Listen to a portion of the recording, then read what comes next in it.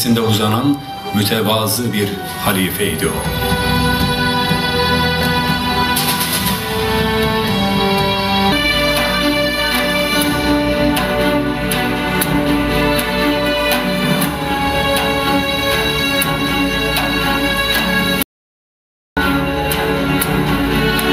Çok fazla ilkleri var.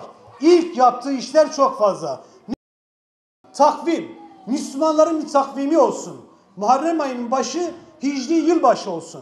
Bunu ilk Hazreti Ömer getirmiştir. Başka ilk açık hicreti zaten az önce söyledik. O yapmıştır. Başka ilk Emirül Müminin denilen Hazreti Ömer'dir. Teravih namazını ilk cemaatle kıldıran Hazreti Ömer'dir. İlk Kur'an-ı Kerim'i iki kapak arasına koyan Hazreti Ömer'dir. İlk yazılı karar alan Ömer'dir. Başka komutanlarla, valilerle toplantı düzenleyen ilk yine Hazreti Ömer'dir. Başka ilk para bastıran da Hazreti Ömer'dir. Ya da sayacağımız o kadar çok ilkleri var ki işini iyi biliyor Hazreti Ömer. İşini iyi yapıyor Hazreti Ömer.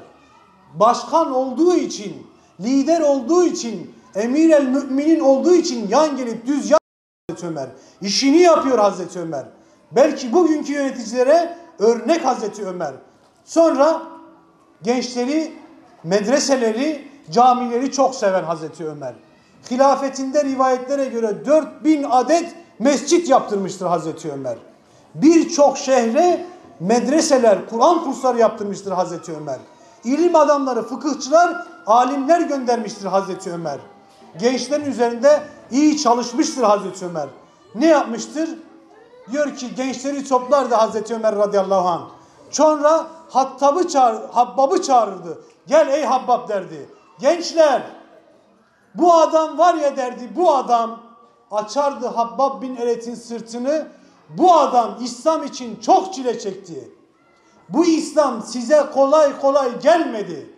Bu İslam size gelene kadar ne badireler atlattı. Habbab bin Eret'in sırtındaki yaralar, Hazreti Ömer diyor ki ben öyle yara görmemiştim. Yumruğum içine girecek kadar derin yaralar vardı. Habbab gibi adamların omzunda geldi size bu dava. Mus'ab bin Ümeyr gibilerin omzunda geldi bu dava. Öyle oyunla, eğlenceyle gelmedi. Sakın zannetmeyin, bugün rahatsanız, bir aradaysanız, rahat rahat İslam'ı konuşuyorsanız, birilerin çektiği çile vardı bu işte. Birilerin teri vardı, kanı vardı. Çok çile çekilmişti. Gençlere bunu anlatırdı. Devletiniz! Kral Ömer Bağımır'ı gönderdikten sonra anlatıldığı gibi gerçekten adilliğini ispatlamıştır. La ilahe illallah Ve eşhedü enne Muhammeden abduhu ve resulü. ve eşhedü enne Muhammeden abduhu ve resuluh. Müslümanlığın sana mübarek olsun kardeşim.